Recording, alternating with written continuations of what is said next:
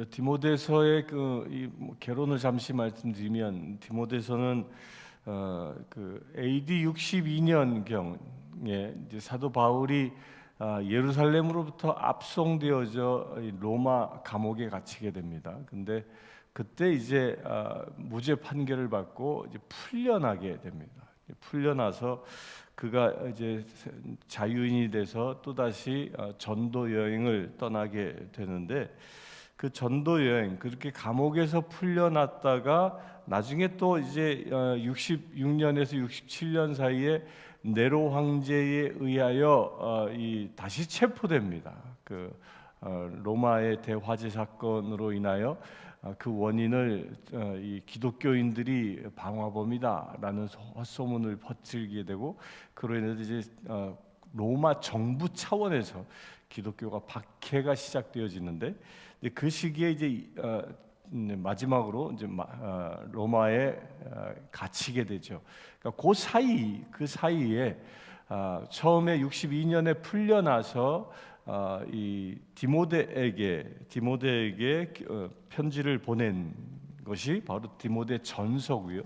또 우리가 이어서 볼 디모데 후서는 로마에 다시 황제에 의하여 체포돼서 로마 감옥에 있을 때에 기록한 것이 디모데 후서입니다. 이 디모데 전서는 이 디모데는 사도 바울이 자기의 양아들처럼 여기는 이 양아들이었고 또한 애제자였습니다. 그러면서 또한 그가 목회 현장에서 사역을 하도록 이 파송한 사람입니다.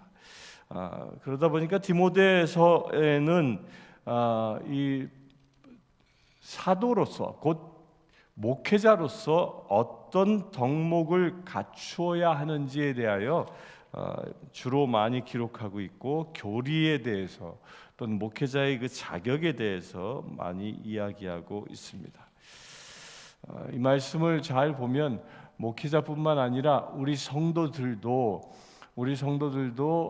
한 사람의 사역자로 하나님이 부르셨습니다.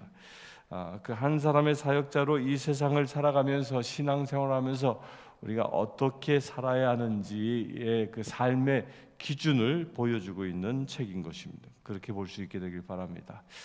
디모데전서 1장 1절부터 봅니다. 우리 구주 하나님과 우리의 소망이신 그리스도 예수의 명령을 따라 그리스도 예수의 사도 된 바울은 믿음 안에서 참 아들 된 디모데에게 편지하노니, 하나님 아버지와 그리스도 예수 우리 주께로부터 은혜와 긍휼과 평강이 내게 있을지어다. 그 1장 1절에 이 디모데 전서에서만 사용되어지는 독특한 표현이 있습니다. 우리 구주 하나님과라고 얘기합니다. 보통은 우리 구주 예수 그리스도라고 표현하는데, 여기서는 하나님이라는 표현을 사용하고 있습니다.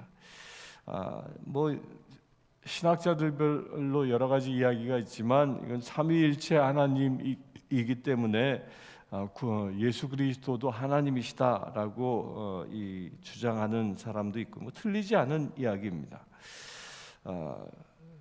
하나님은 우리를 구원하시는 분이다. 아버지 되시면서 더불어 예수 그리스도와 함께 우리를 구원하시는 구원하시는 사역자이심을 강조하고 있는 내용이다는 겁니다. 하나님의 큰 계획 속에서 우리의 구원의 계획이 성취되고 있는 것이죠. 그러면서 디모데에게 늘 사도 바울이 하고 있는 편지 내용 중에 특징이죠. 축복을 합니다. 은혜와 긍휼과 평강이 내게 있을지어다. 축복하는 것, 편지의 하나의 형식이기도 했지만 바울은 자기가 누구에게 편지를 하든지 그들 상대를 먼저 축복하고 있다는 겁니다. 우리도 삶을 살아가면서 누구를 만나면 제일 먼저 해야 할 일이 바로 축복하는 일임을 우리도 깨달을 수 있게 되길 바랍니다.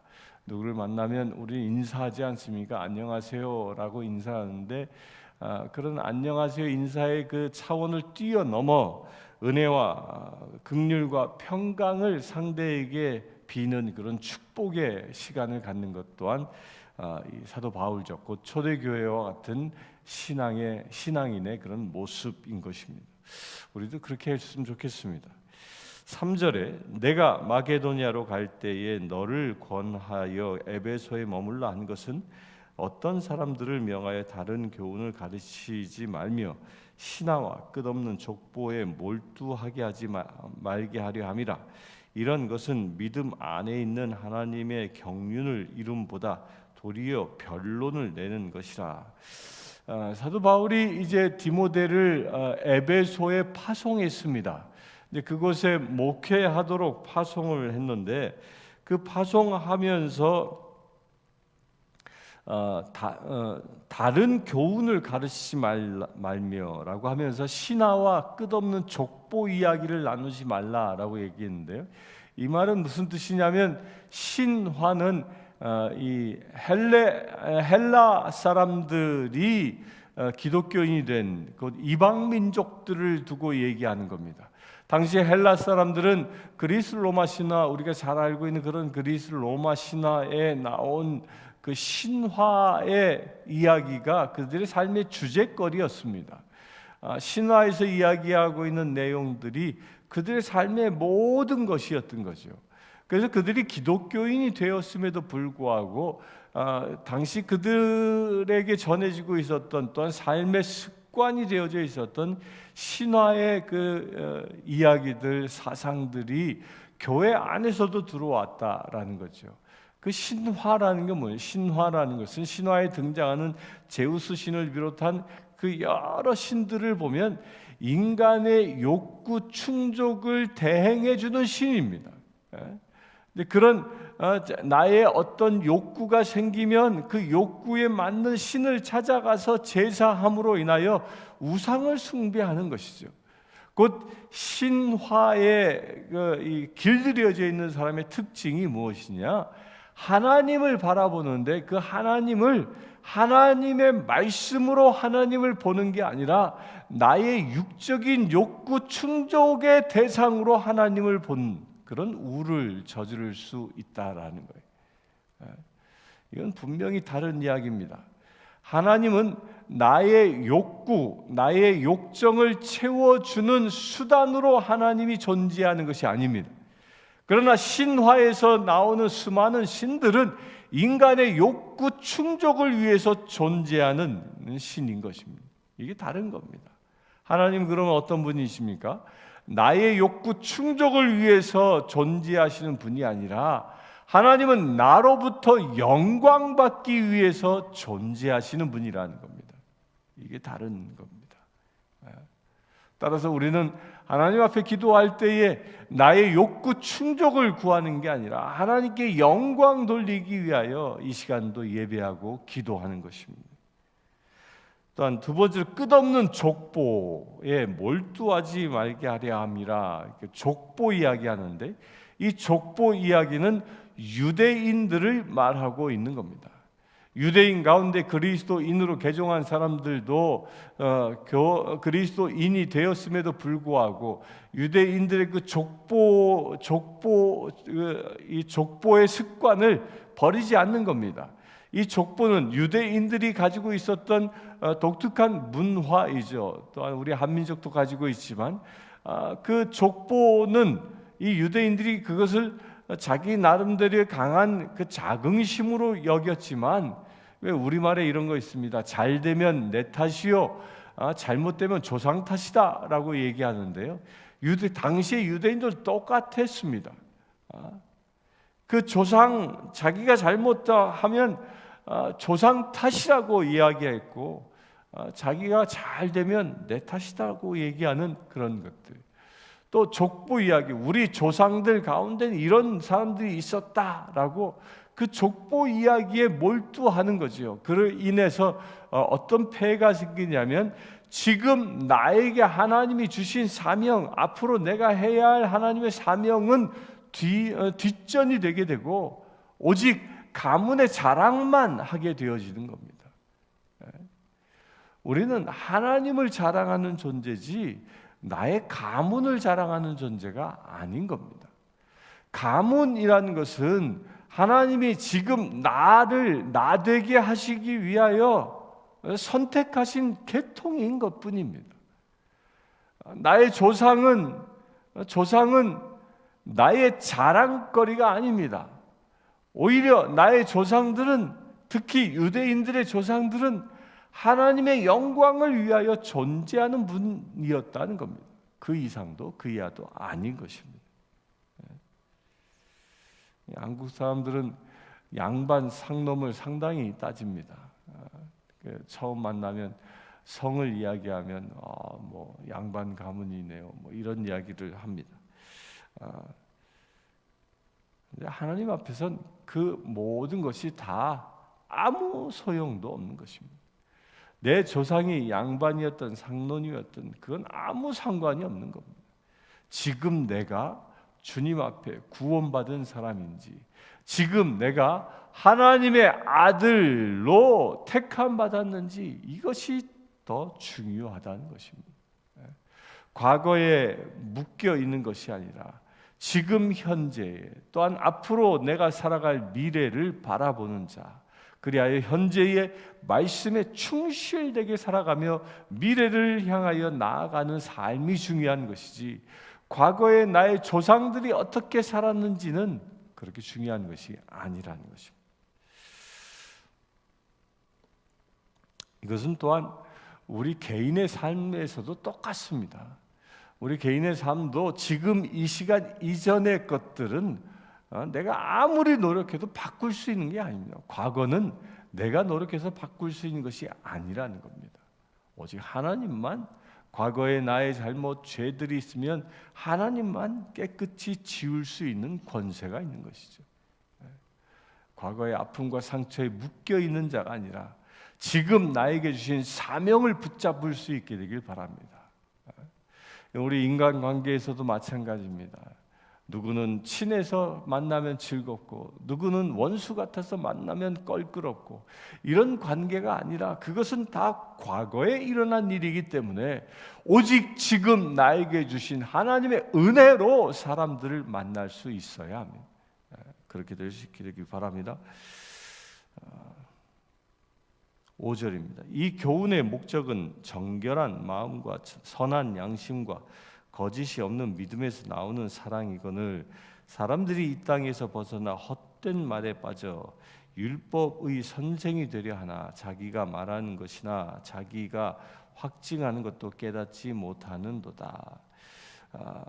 이게 당시에 그 거짓 교사들을 말하는 겁니다. 거짓 교사들이, 유대인들 가운데 거짓 교사들이 초대교회를 다니면서 자기가 율법 선생이네 하면서 율법을 가르치고 사도 바울이 전했던 복음을 뒤엎어버리는, 그리하여 그들은 다시 족보를 강조하게 되고 율법의 매임받게 만들려고 했던 그런 유의 사람들을 조심하라는 겁니다. 그들은 어떤 사람이라? 깨닫지 못하는 사람들이다. 8절, 그러나 율법은 사람이 그것을 적법하게만 쓰면 선한 것임을 우리가 아노라. 알 것은 이것이니 율법은 옳은 사람을 위하여 세운 것이 아니요 오직 불법한 자와 복종하지 아니하는 자와 경건하지 아니한 자와 죄인과 거룩하지 아니한 자와 망령된 자와 아버지를 죽이는 자와 어머니를 죽이는 자와 살인하는 자며 음행하는 자와 남색하는 자와 인신매매를 하는 자와 거짓말하는 자와 거짓 맹세하는 자와 기타 바른 교훈을 거스리는 자를 위함이니 이 교훈은 내게 맡기신 바 복되신 하나님의 영광의 복음을 따름이라.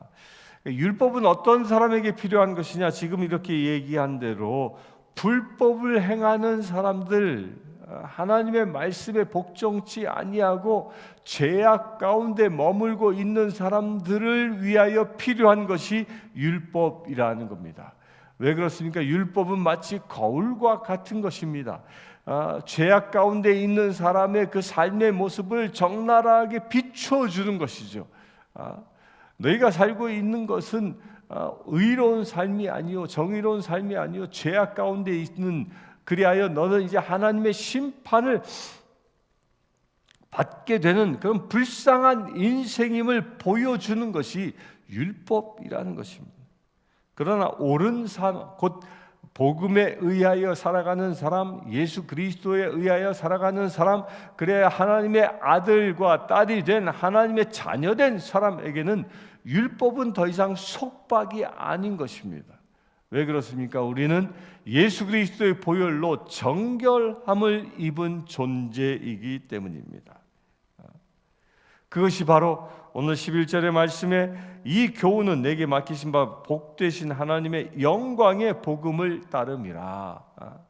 그 영광의 복음 가운데 있는 사람은 이제 더 이상 율법이 그의 인생을 더 속박하지 아니한다는 겁니다. 율법의 매인자가 아니라 복음에 의하여 자유한 자, 복음에 의하여 오직 하나님께만 영광을 돌리는 거룩한 지체라는 것입니다. 오늘 하루 저와 여러분들 살아가면서 어떻게 하면 하나님께 영광을 돌릴 수 있는 삶이 될 수 있을까를 고민하고 그것을 함께 기도하고 응답되어지는 대로 오직 하나님께만 영광 돌리는 거룩한 삶이 되기를 축원합니다. 함께 기도하겠습니다. 주 아버지 하나님, 우리가 허탄한 이야기에 빠지지 아니하고 오직 주님의 말씀에만 의지하며 살아가길 원합니다. 신화와 율법에 묶이지 아니하고 오직 주님의 말씀에 순종하며 살아가기를 원합니다. 우리의 삶 가운데 함께 하셔서 묶인 영혼이 자유함을 얻는 거룩한 심령 되게 하시고 오직 하나님의 영광을 드러낼 수 있는 믿음의 제들 되게 하여 주시옵소서. 우리 주 예수 그리스도의 이름으로 기도드리옵나이다. 아멘. 지금 우리 주 예수 그리스도의 은혜와 하나님의 크신 사랑과 성령님의 감화 감동 교통 치유하심이 이 시간 예배하는 주의 사랑하는 모든 제들 위해 지금부터 영원토록 함께하실지어다. 아멘. 아프리카 케냐의 마소교교의 고아원생 스테이시는 여자아이입니다. 스테이시는 초등학교 진행을 희망합니다. 장래 간호사가 되는 것이 꿈입니다. 이 아이는 매달 학비와 점심 식사 비용으로 30불이 필요합니다. 이 아이의 후원자를 찾고 있습니다.